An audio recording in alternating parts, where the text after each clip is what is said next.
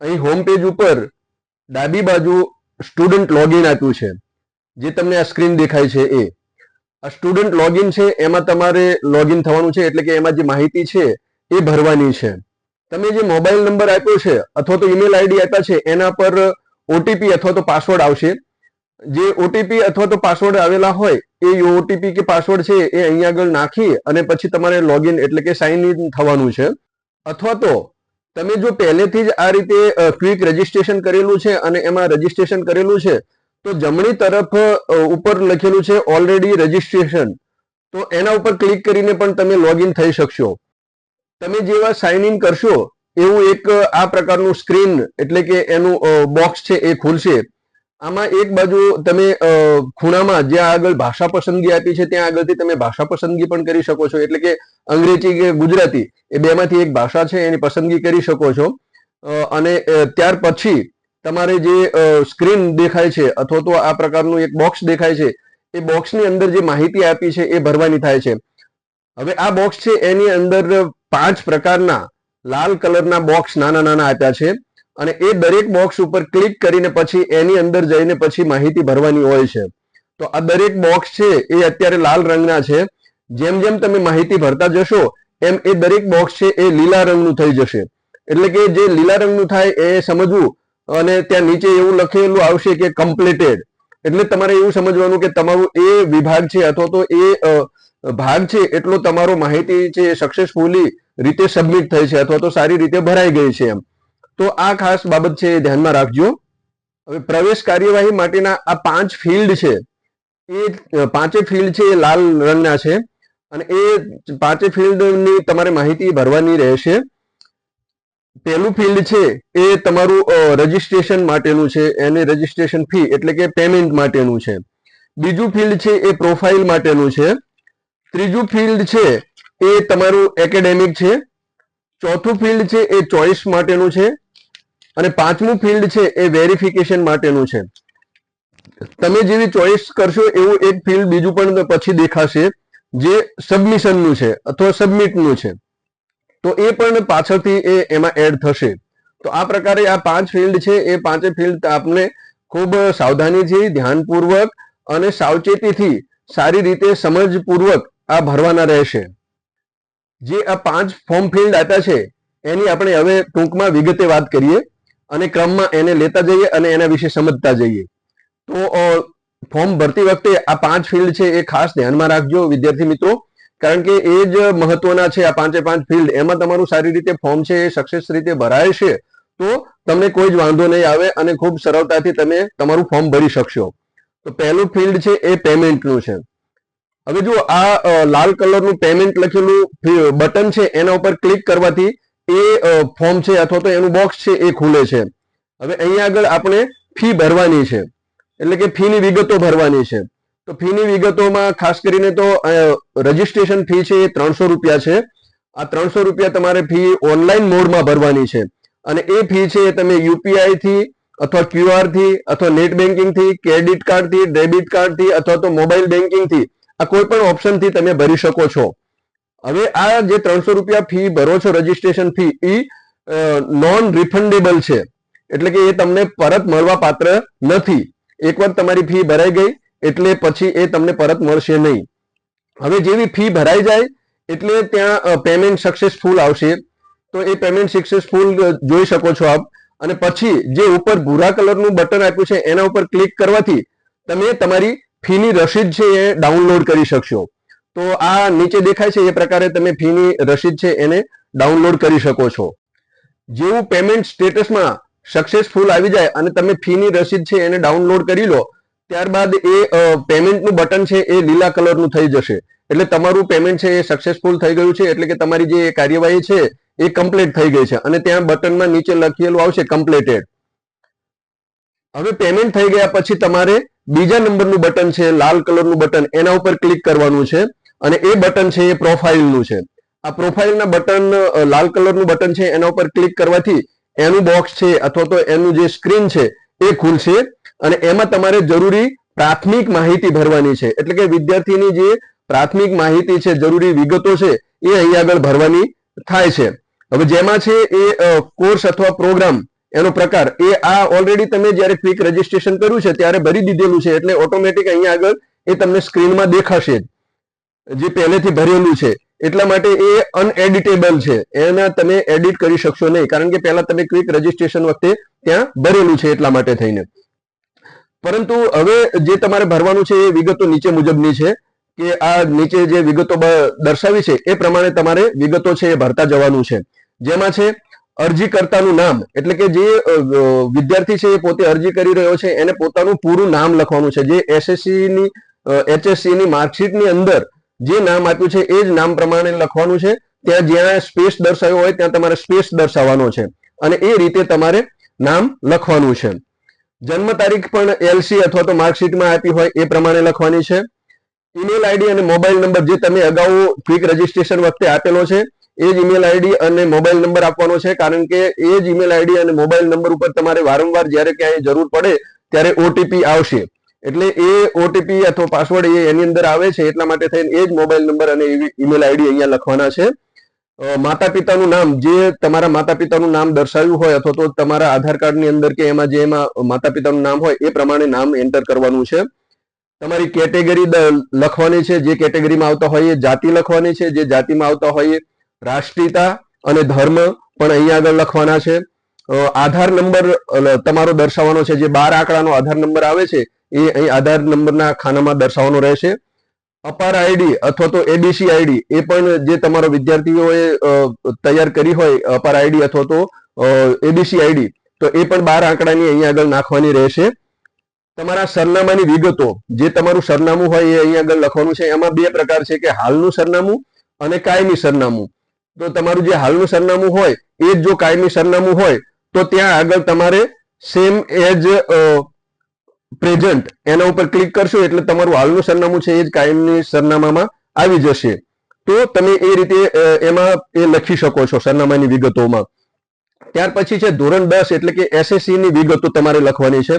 હવે અહીંયા આગળ જો તમારે ટકા લખવાના છે, પર્સન્ટાઇલ નથી લખવાના, એ ખાસ ધ્યાન રાખજો. અને ત્યાર પછી છે ફોટોગ્રાફ અને સહી. હવે તમારે આ બાબત ખાસ ધ્યાનમાં રાખવાની છે કે ફોટોગ્રાફ્સ અને સહી છે એ તમારી ઓલરેડી સ્કેન કરીને અથવા ફોટો પાડીને તમારે તમારા ફોલ્ડરની અંદર મૂકી રાખવાના છે, કારણ કે અહીંયા આગળ અપલોડ કરવાના છે એટલા માટે. હવે જે ફોટોગ્રાફ છે એ JPG અથવા તો JPEG એ ઇમેજમાં હોવો જોઈએ અને એ વધારેમાં વધારે 5 MB સુધીનો જ હોવો જોઈએ. અને સહી છે એ પણ JPG અથવા તો JPEG માં જ હોવી જોઈએ, એ ઇમેજમાં હોવી જોઈએ. અને એ છે એ વધારેમાં વધારે 2 MB સુધીની જ હોવી જોઈએ. તો આ માપ ખાસ ધ્યાનમાં રાખજો, કારણ કે નહીતર તમારો ફોટોગ્રાફ્સ અને સહી છે એ અપલોડ થશે નહીં. એટલે અહીંયા જે ખાનું આપ્યું છે એ ખાનાની અંદર તમારે ચૂઝ ફાઇલ, એમાંથી તમારે તમારો ફોટોગ્રાફ સિલેક્ટ કરવાનો છે અને પછી અપલોડ કરવાનો છે. એ જ રીતે તમારે સિગ્નેચર પણ તમારે ચૂઝ ફાઇલની અંદર જઈને પછી તમારી સિગ્નેચર પસંદ કરવાની છે અને પછી અપલોડ કરવાની છે. જો આ માપ હશે તો તરત તમારો ફોટોગ્રાફ્સ અને સિગ્નેચર છે એ અપલોડ સરળતાથી થઈ જશે. પ્રોફાઇલમાં આ રીતે તમારી બધી જ તમામ વિગતો ભરાઈ જાય ત્યારબાદ નીચે આપેલું છે સેવ અને આગળ વધો. તો ત્યાં આગળ તમારે સેવના બટન ઉપર ક્લિક કરવાનું છે અને સેવ કરવાનું છે. તમારી બધી જ વિગતો ભરાઈ જાય એટલે એ બધી વિગતો સેવ થઈ જશે અને તમે આગળના વિભાગમાં જઈ શકશો. અને આ જે પ્રોફાઇલનું બટન છે એ લીલા કલરનું થઈ જશે અને એની અંદર લખેલું આવશે કમ્પ્લીટેડ. તો તમારે સમજવાનું કે તમારી વિગતો બધી સેવ થઈ ગઈ છે અને પછી તમે નેક્સ્ટ સ્ટેપ એમાં આગળ વધી શકશો. એટલે કે નેક્સ્ટ ફિલ્ડ છે ફોર્મ ફિલ્ડ, 3જા નંબરનું એકેડેમિક, એમાં તમે આગળ જઈ શકશો. હવે 3જા નંબરનું લાલ કલરનું એકેડેમિક ફોર્મ ફિલ્ડ છે. આ 3જા નંબરનું એકેડેમિક ફોર્મ ફિલ્ડ છે એની અંદર એ લાલ બટનમાં તમારે ક્લિક કરવાનું છે એટલે તમે એકેડેમિકનું એક બોક્સ અથવા તો સ્ક્રીન આ નીચે મુજબ આપ્યું એ રીતે ખુલશે અને એમાં તમારે વિદ્યાર્થીની એટલે કે તમારી પોતાની શૈક્ષણિક વિગતો છે એ ભરવાની રહેશે. જો પ્રોફાઇલમાં તમારે તમારી જરૂરી પ્રાથમિક વિગતો ભરવાની હતી, અહીંયા આગળ જે એકેડેમિક છે એની અંદર તમારે તમારી શૈક્ષણિક વિગતો ભરવાની થાય છે. તો એ બાબતો ખાસ ધ્યાનમાં રાખવાની છે. એમાં તમારે ભરવાનું છે એ નીચે મુજબ છે અથવા તો આ મુજબ છે કે ધોરણ 12 HSC ની જે વિગતો છે એ ભરવાની છે. એમાં 3 વિકલ્પો આપેલા હોય છે કે HSC જે તમારી તમે પાસ કરી હોય એ, અથવા તો ડિપ્લોમા પાસ કર્યું હોય તો ડિપ્લોમા એની ધોરણ 12 ની સમકક્ષ જે કંઈ પરીક્ષા પાસ કરી હોય એ, અથવા તો BPP જે ડોક્ટર બાબા સાહેબ આંબેડકર યુનિવર્સિટી દ્વારા એ લેવાય છે ધોરણ 12 ની સમકક્ષનું, તો તમે જે પાસ કર્યું હોય એ તમારે અહીંયા આગળ સિલેક્ટ કરવાનું રહેશે એ 3 વિકલ્પોમાંથી. પછી તમે ધોરણ 12 જે પરીક્ષા બોર્ડમાંથી પાસ કરી છે એ તમારે પરીક્ષા બોર્ડ લખવાનું છે. એટલે માનો કે ડિપ્લોમા એ કોઈ ટેકનિકલ એજ્યુકેશન બોર્ડમાંથી તમે પાસ કર્યું હોય એક્ઝામિનેશન બોર્ડમાંથી, તો એ ટેકનિકલ એક્ઝામિનેશન બોર્ડ લખવાનું છે. HSC છે એ HSC બોર્ડમાંથી પાસ કર્યું હોય તો એ લખવાનું છે. BPP છે આંબેડકર યુનિવર્સિટીમાંથી પાસ કર્યું હોય તો એનું પરીક્ષા બોર્ડ લખવાનું છે. તો એ રીતે પરીક્ષા બોર્ડની વિગતો અહીંયા લખવાની છે. પછી HSC ડેટા ફેચ કરવાનો, ઓટો ફેચ કરવાનો. એટલે કે જો તમે 2020-21 થી 2024-25 સુધીમાં તમે HSC એટલે કે ધોરણ 12 પાસ કર્યું હોય તો તમારો ઓટોમેટિક ડેટા છે અહીંયા આગળ ફેચ થઈ શકશે અથવા તો અહીંયા આવી શકશે એમ.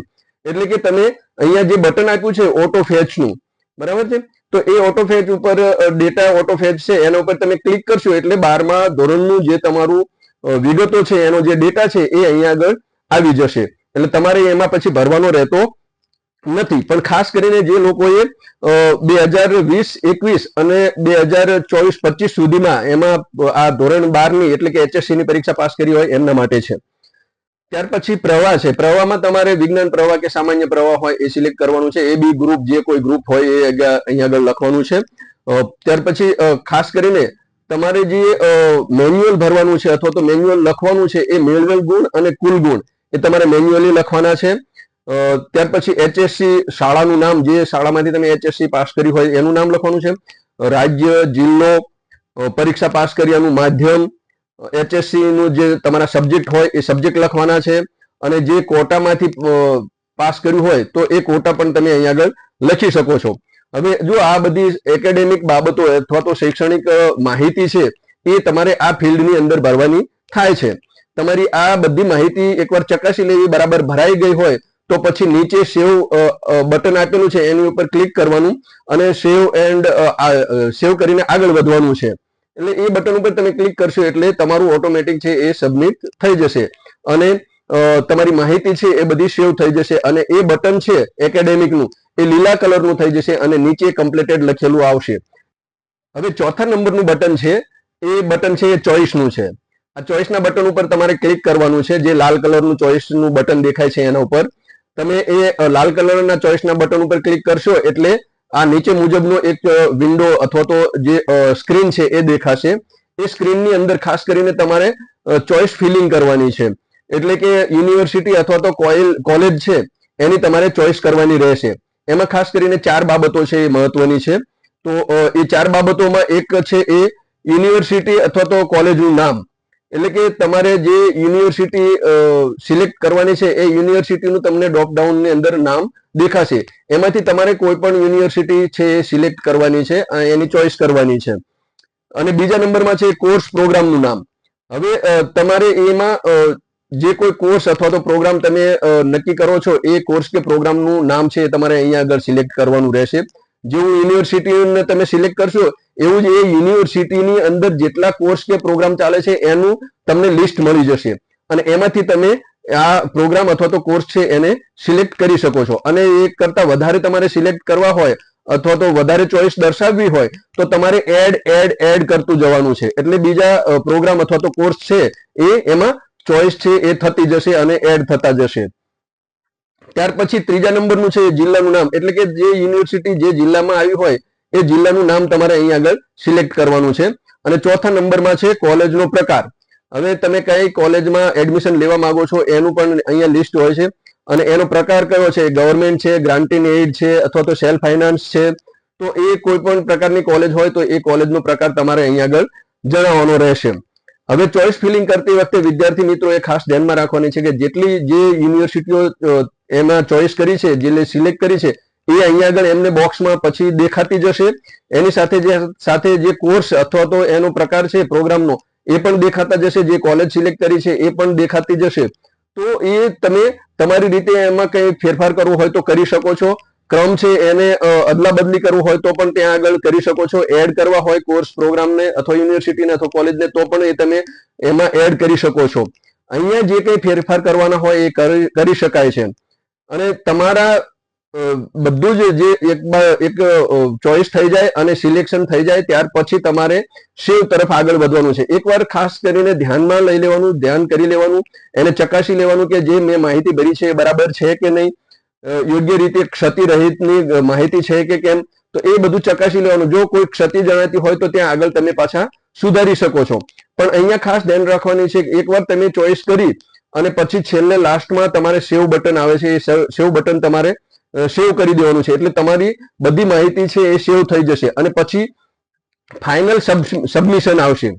તો ફાઇનલ સબમિશન કરતી વખતે તમારે ખાસ ધ્યાનમાં રાખવાનું છે કે તમારો ડેટા છે એ બધો વ્યવસ્થિત ભરાયો છે કે કેમ, એકવાર ચકાસી લઈને પછી જ ફાઇનલ સબમિશન કરવાનું. એકવાર ફાઇનલ સબમિશન થઈ ગયા પછી ડેટા છે એ તમારો લોક થઈ જશે અને એમાં પછી તમે કોઈ સુધારા વધારા કરી શકશો નહીં. જો ઇન કેસ કદાચ તમને કોઈ ક્ષતિ જણાય એની અંદર અને કંઈક સુધારો કરવા જેવું લાગતું હોય તો તમે પછી સુધારો વધારો કરી શકશો નહીં, પરંતુ તમારા નજીકના જે વેરિફિકેશન સેન્ટર છે એમાં જઈને તમે મામૂલી કોઈ માહિતી ઉમેરવાની હોય અથવા તો સુધારવાની હોય તો એ તમે સુધારી શકશો. પણ જો એમાં વધારે કંઈક ક્ષતિ દેખાતી હોય તો ફરીથી તમારે તમારા લોગિન આઈડીમાં જઈને ફરીથી તમારે સુધારવાનું અથવા તો વેરીફાઈ આખો જે તમારો પ્રોગ્રામ છે અથવા તો તમારું જે ફોર્મ છે એને ફરીથી સુધારવું પડશે, ફરીથી સબમિટ કરવું પડશે અને ફરીથી પાછું વેરીફાઈ કરાવવું પડશે. એટલે જેટલી વાર તમે સુધારો છો એટલી વાર એને વેરીફાઈ કરાવવાનું રહેશે. એટલે ખાસ કરીને સબમિશન કરતી વખતે, ફાઇનલ સબમિશન કરતી વખતે તમારે બધી બાબતોનું ધ્યાન રાખવાનું છે કે એકવાર આપણો ડેટા છે એ બધો સંપૂર્ણ રીતે વ્યવસ્થિત રીતે ભરાઈ જાય, કોઈ ક્ષતિ ના રહી જાય અને સરળતાથી સારી રીતે એ કામ પાર પડી જાય, એ બધું ધ્યાન રાખીને પછી જ ફાઇનલ સબમિશન આપવાનું રહેશે. હવે ફાઇનલ સબમિશન આપ્યા પછી એટલે કે સબમિટના બટન ઉપર ક્લિક કર્યા પછી તમારું બધી માહિતી છે એ ફાઇનલ સબમિટ થઈ જશે અને એ બટન છે એ લીલા કલરનું થઈ જશે. સબમિટનું બટન છે એ લીલા કલરનું થઈ જશે અને નીચે લખેલું આવશે સબમિટેડ. જો આ એક જ બટનમાં આવશે સબમિટેડ, બીજા બધા બટનમાં કમ્પ્લીટેડ આવશે એવું લખેલું, પણ આ બટનની અંદર સબમિટેડ આવશે. તો આ ખાસ ધ્યાનમાં રાખવાનું અને લીલું બટન થઈ જાય એટલે તમારે સમજી લેવાનું કે મારો બધો ડેટા છે એ સબમિટ સક્સેસફુલી થઈ ગયો છે. હવે આપણે આવીએ છીએ છેલ્લા એટલે કે લાસ્ટ એ બટન ઉપર. છેલ્લું જે લાસ્ટ બટન છે અથવા તો ફોર્મ ફિલ્ડ છે એ છે વેરીફાઈનું. હવે અહીંયા આગળ તમારે વેરીફાઈના જે બટન છે લાલ કલરનું એના ઉપર ક્લિક કરવાની છે. વેરીફાઈનું બટન ક્લિક કરશો એટલે તમારે વેરિફિકેશનની જે પ્રક્રિયા છે એ દેખાશે કે તમારે વેરિફિકેશનની પ્રક્રિયા કઈ રીતે કરાવવાની છે અને શું વેરીફાઈ કરાવવાનું રહેશે. જો કોઈ વિદ્યાર્થી છે એ વિદ્યાર્થીએ 2024-25 ની અંદર HSC પાસ કર્યું હોય અને એ વિદ્યાર્થી જનરલ કેટેગરીમાં આવતો હોય તો એના વેરિફિકેશનના બોક્સની અંદર એવું લખેલું આવશે કે નો નીડ ટુ વેરીફાઈ, એટલે કે એને વેરીફાઈ કરાવવાની કોઈ જરૂરત નથી. બરાબર છે. પરંતુ જો કોઈ વિદ્યાર્થી છે એ કોઈ કેટેગરીમાં આવતો હશે, SC ST કે OBC કે એ રીતે, અને એને કોઈ પ્રમાણપત્રો વેરીફાઈ કરાવવાના થતા હશે તો એને જે વેરિફિકેશનનું બટન છે એ લાલ કલરનું જ રહેશે અને એની અંદર લખેલું આવશે કે visit verification centre for verification, એટલે કે નજીકના વેરિફિકેશન સેન્ટર પર જઈને વેરિફિકેશન કરાવવું. એટલે તમારે જે નજીકનું વેરિફિકેશન સેન્ટર છે ત્યાં જઈને વેરિફિકેશન કરાવવાનું રહેશે. જે વિદ્યાર્થીને જનરલ કેટેગરીમાં અને વેરિફિકેશન કરાવવાની જરૂર નથી એનું ઓટોમેટિક આ વેરીફાઈનું બટન છે એ ડેટા જેવો સબમિટ કરશે એવું લીલા કલરનું થઈ જશે. પરંતુ જેને વેરિફિકેશન કરાવવાની જરૂર છે અને જેને નજીકના વેરિફિકેશન સેન્ટરમાં જઈને વેરિફિકેશન કરાવવાનું થાય છે એનું બટન છે એ અત્યારે લાલ કલરનું રહેશે અને ત્યાં વેરિફિકેશન સેન્ટર ઉપર જઈને જ્યારે વેરિફિકેશન કરાવશે અને પછી સબમિટ કરશે, એને સેવ કરશે, ત્યાર પછી એનું વેરીફાઈનું જે બટન છે એ લીલા કલરનું થશે. લીલા કલરનું બટન થાય એટલે સમજી લેવાનું કે સક્સેસફુલી વેરિફિકેશન થઈ ગયું છે. તો જ્યારે આ આખી પ્રક્રિયા પૂરી થાય ત્યારે સમજવાનું કે તમારું જે ફોર્મ છે એ ઓલરેડી સક્સેસફુલી સબમિટ થઈ ગયું છે. માનો કે કોઈ વિદ્યાર્થી છે એ કોઈક વાર કંઈક અરજીની અંદર એને સુધારા વધારા કરવા છે, કંઈક ક્ષતિ રહી ગઈ છે તો એને સુધારવી છે અને જ્યારે એ એમાં સુધારવાનો પ્રયત્ન કરે છે તો સુધારે છે તો જેટલી વાર સુધારે છે એટલી વાર વેરિફિકેશન કરાવવું જરૂરી છે. અને બીજું કે વેરિફિકેશન કરાવ્યું હશે અને એ ફાઇનલ સબમિશન કર્યું હશે, વેરીફાઈ થઈને પછી સેવ થયું હશે તો જ તમારું ફોર્મ છે એ માન્ય ગણાશે. જો વેરિફિકેશન નહીં કરાવ્યું હોય અને વેરીફાઈનું બટન છે એ લાલ કલરનું જ રહ્યું હશે તો તમે પ્રવેશ પ્રક્રિયાની અંદર ભાગ લઈ શકશો નહીં. તો આ ખાસ બાબતો છે વિદ્યાર્થી મિત્રો ધ્યાનમાં રાખજો કે દરેક વખતે તમારે વેરિફિકેશન કરાવવું જરૂરી છે. વિદ્યાર્થી મિત્રો તમે જ્યારે ફોર્મ ભરો છો તો તમારું ફોર્મ ભરાઈ જાય છે ત્યારે કેટલીક બાબતો પણ ધ્યાનમાં રાખવા જેવી છે, જે પણ તમને થોડી ટૂંકમાં વિગતે વાત કરી દઉં. જો તમારે વેરિફિકેશન સેન્ટરના નામ જાણવા હોય તો જીકાસના હોમ પેજ ઉપર લિસ્ટ ઓફ વેરિફિકેશન સેન્ટર એવું આપેલું છે, લખેલું છે. ત્યાં આગળ તમને ક્લિક કરવાથી એના વેરિફિકેશન સેન્ટરના નામ મળી જશે, તો તમે ત્યાંથી એ નામ છે એ જાણી શકો છો. બીજું છે કેટેગરીના વિદ્યાર્થીઓ છે એ જો એમને કોઈ જાતિનું પ્રમાણપત્ર છે એ અથવા તો ક્રિમિલિયર સર્ટિફિકેટ છે કે એનું જાતિના દાખલાઓ કાઢવા માટે આપ્યા હોય તો એની જે કઈ રસીદ આપી હોય એ તમારે સાચવી રાખવાની છે. જો તમને એ પ્રમાણપત્ર કાઢી ના આપ્યું હોય અને રસીદ હોય તો એ જે તે સમયે તમે વેરિફિકેશન કરાવવા જાઓ છો ત્યારે માત્ર આ રસીદ બતાવશો તો પણ એ એટલા પૂરતું ચાલશે, પરંતુ જ્યારે તમારું પ્રવેશ છે એ કન્ફર્મ થાય અને તમે જ્યારે જે કોલેજમાં એડમિશન લેવા જાઓ ત્યારે તમારે તમારું એ પ્રમાણપત્ર કેટેગરીનું છે એ બતાવવું આવશ્યક છે, નહીતર તમને જનરલમાં પ્રવેશ મળશે. બીજું કે જે વિદ્યાર્થી મિત્રો છે એમની માર્કશીટની અંદર માત્ર ગ્રેડ દર્શાવ્યો હોય તો એ વિદ્યાર્થીઓએ માર્ક્સ અથવા ટકાવારીનું જે તે બોર્ડ અથવા તો સંલગ્ન યુનિવર્સિટી છે એનું જે કન્વર્જેશન સર્ટિફિકેટ આવે છે એ તમારે આમાં એડ કરવાનું રહેશે, એટલે કે અપલોડ કરવાનું રહેશે. આ ઉપરાંત વિદ્યાર્થીઓએ વેરિફિકેશન સેન્ટરમાં જ્યારે વેરિફિકેશન કરાવવા જાય ત્યારે અસલ પ્રમાણપત્રો લઈ જવાના છે, પરંતુ ત્યાં આગળ કોઈ પણ પ્રકારના અસલ પ્રમાણપત્રો છે એ જમા કરાવવાના નથી. આ ખાસ ધ્યાનમાં રાખજો. તમારા અસલ પ્રમાણપત્રો અથવા તો કે ડોક્યુમેન્ટ છે જે કોઈ હોય એ તમારે પ્રવેશ મળે ત્યારબાદ જે યુનિવર્સિટીમાં તમારે અથવા તો કોલેજની અંદર રિપોર્ટિંગ કરવાનું છે એ સમયે તમારા અસલ પ્રમાણપત્રો ત્યાં આગળ લઈ જવાના છે અને ત્યાં બતાવવાના છે. મેરિટ મુજબ તમારું જે યુનિવર્સિટી અથવા તો કોલેજની અંદર મેરિટમાં નામ આવ્યું હોય તે કોલેજ અથવા યુનિવર્સિટીમાં જઈને ત્યાં આગળ તમારે રિપોર્ટિંગ કરવાનું રહેશે. તમને જે ઓટીપી આવ્યો હોય તો એ ઓટીપી અહીંયા આગળ દાખલ કરીને તમારે ત્યાં આગળ તમારો પ્રવેશ છે એ કન્ફર્મ કરાવવાનો રહેશે. જે કોલેજ છે અથવા તો જે યુનિવર્સિટી છે ત્યાં તમને પ્રવેશ મળેલ હોય ત્યાં આગળ તમારે નિયત સમય મર્યાદામાં તમારો પ્રવેશ છે એ ઓનલાઈન મોડમાં કન્ફર્મ કરાવી લેવાનો છે. જો ઓનલાઈન મોડમાં તમારો પ્રવેશ છે એ કન્ફર્મ નહીં થાય જે તે કોલેજ અથવા યુનિવર્સિટીમાં તો તમારો પ્રવેશ રદ થવાને પાત્ર ગણાશે. હવે તમારે ફોર્મ ભરતી વખતે અથવા તો જ્યારે તમે કોલેજ કે યુનિવર્સિટીમાં રિપોર્ટિંગ કરવા જાઓ છો અથવા તો વેરિફિકેશન સેન્ટરમાં વેરિફિકેશન કરાવવા જાઓ છો કે પછી ફ્રી ફોર્મ સેન્ટર છે તો એ ફ્રી ફોર્મ ફિલિંગ સેન્ટરની અંદર તમે જ્યારે ફોર્મ ભરવા જાઓ છો ત્યારે તમારી પાસે કયા કયા દસ્તાવેજો અથવા તો ડોક્યુમેન્ટ્સ હોવા જોઈએ એની એક હું તમને નાનકડી વાત કરી દઉં છું. તો તમારે તમારી સાથે રાખવાના છે એ ડોક્યુમેન્ટ આ મુજબ છે, જે અહીંયા હું લિસ્ટ પણ આપું છું તમને. કે એક છે એ એસએસસી ની માર્કશીટ, એસએસસી ની માર્કશીટ તમારે રાખવાની છે. બીજી એચએસસી ની માર્કશીટ અથવા તો એના સમકક્ષ ધોરણ 12 પાસ કર્યું હોય તો એની માર્કશીટ છે એ તમારે સાથે રાખવાની છે. શાળા છોડ્યાનું પ્રમાણપત્ર, એટલે કે જે શાળાની અંદર તમે ભણ્યા છો ધોરણ 12 સુધી એ શાળા છે એને છોડી છે તો એનું જે એલસી છે એ તમારે લિવિંગ સર્ટિફિકેટ રાખવાનું છે. સાથે ટ્રાયલ સર્ટિફિકેટ રાખવાનું છે, કેટલી ટ્રાયલે તમે આ પાસ કર્યું છે જે તે ધોરણ છે એ, તો એનું ટ્રાયલ સર્ટિફિકેટ સાથે રાખવાનું છે. જો કોઈ ગેપ હોય તો એનું ગેપ સર્ટિફિકેટ સાથે રાખવાનું છે. જાતિનું પ્રમાણપત્ર, જો જે વિદ્યાર્થીઓને લાગુ પડે છે એસસી એસટી કે ઓબીસી છે તો એ વિદ્યાર્થીઓએ અથવા તો ઈડબ્લ્યુએસ માં આવે છે એ વિદ્યાર્થીઓએ જાતિનું પ્રમાણપત્ર સાથે રાખવાનું છે. નોન ક્રિમિલિયર સર્ટિફિકેટ, ઓબીસી ના વિદ્યાર્થીઓ હોય તો એમને નોન ક્રિમિલિયર સર્ટિફિકેટ છે એનું સાથે રાખવાનું છે.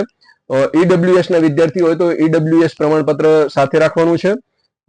કોઈ વિદ્યાર્થી દિવ્યાંગ છે તો એ દિવ્યાંગનું પ્રમાણપત્ર પણ એને સાથે લઈ જવાનું રહેશે.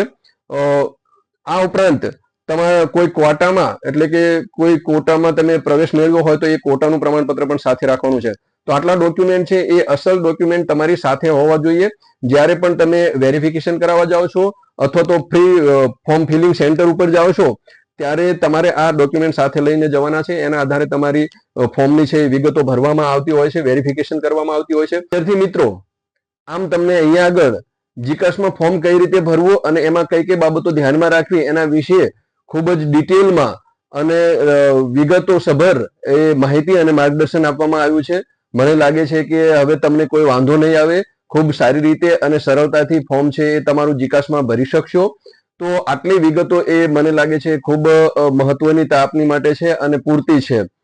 તેમ છતાંય જો વિદ્યાર્થી મિત્રો તમને કોઈ ફોર્મ ભરવામાં કોઈ તકલીફ જણાય અથવા સમસ્યા જણાય કે મુશ્કેલી જણાય અથવા તો કોઈ ક્ષતિ જણાય અથવા તો ટેકનિકલ ખામીના કારણે થઈને તમે ફોર્મ ભરવામાં કંઈક અડચણરૂપ થતું હોય તો જીકાસ પોર્ટલ ઉપર દરેક યુનિવર્સિટી છે એના હેલ્પ નંબરો આપેલા છે. એ હેલ્પ નંબર ઉપર આપ ફોન કરીને પણ પૂછી શકો છો. તમારી જે કઈ મુશ્કેલી હોય, અડચણો હોય, જે કોઈ સમસ્યાઓ હોય એને દૂર કરી શકો છો. એ સિવાય જીકાસ નું ટીમ છે એ ટીમના હેલ્પ નંબર પણ આપ્યા છે. એ જીકાસની ટેકનિકલ પર્સન છે અથવા તો જીકાસના માણસો છે જે હેલ્પ સેન્ટર ઉપર, તો એમના નંબર પણ આપેલા છે. તો તમે એ જીકાસમાં જો કઈ એ રીતની તકલીફ થતી હોય અથવા તો તમને ટેકનિકલ કારણોસર કંઈક અડચણ ઊભી થતી હોય તો તમે જીકાસમાં પણ આ રીતે સંપર્ક કરીને માહિતી મેળવી શકો છો. સૌ વિદ્યાર્થી મિત્રો જીકાસમાં ખૂબ સારી રીતે ફોર્મ ભરી શકો અને મેરિટના આધારે તમને તમારી પસંદગીની કોલેજ પ્રાપ્ત થાય એવી ખૂબ ખૂબ શુભેચ્છાઓ. સૌને ઓલ ધ બેસ્ટ.